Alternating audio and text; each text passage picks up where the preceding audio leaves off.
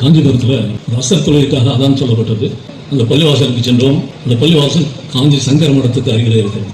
அங்கே சொல்லப்பட்ட அதான் ஏறத்தாழ 1/2 கிலோமீட்டர் அளவுக்கு அந்த சப்தம் செல்லும். காஞ்சி சங்கர மடத்துக்குள்ளே சென்று அந்த சப்தம் செல்லும். அது கருங்கற்களால் கட்டப்பட்ட ஒரு ஆலயம்.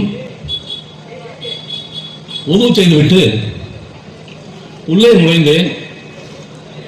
நுழைவாயிலே வலதுபுறமாக இடதுபுறமாக பெரும்பெரும் தூண்கள், அங்கே பெரிய பள்ளியினுடைய உருவங்கள் அங்கே செதுக்கப்பட்டிருந்தன.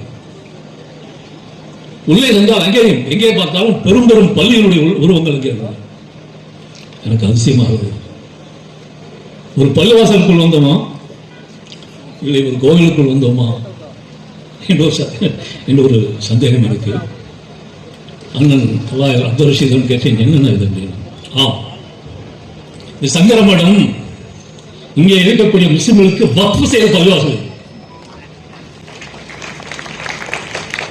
சங்கர மடத்துடைய பெரியவா மிக பேருதலாக தமிழகம் மட்டுமல்ல இந்தியாவுக்கு சொல்லப்போனால் அண்டை நாடுகளில் வாழக்கூடிய அனைத்து சமுதாயங்களுக்கும் ஒரு அழகான மத நல்லிணக்கத்துக்கு எடுத்துக்காட்டாக வாழ்ந்த அந்த அற்புதமான அருமையான பெரியவர். அதிகாலையிலே தான் விழிப்பதற்கு தஹஜ்ஜுத் நேரத்திலேயும் அங்கே பாங்கு சொல்லப்படும். அந்த பாங்கு சப்தத்தை கேட்டுதான் அவர் எழுவார். என்ன அவர் சொல்லுவார்? அதாயா இல்லையா? இதுதான் இந்துஸ்தான்.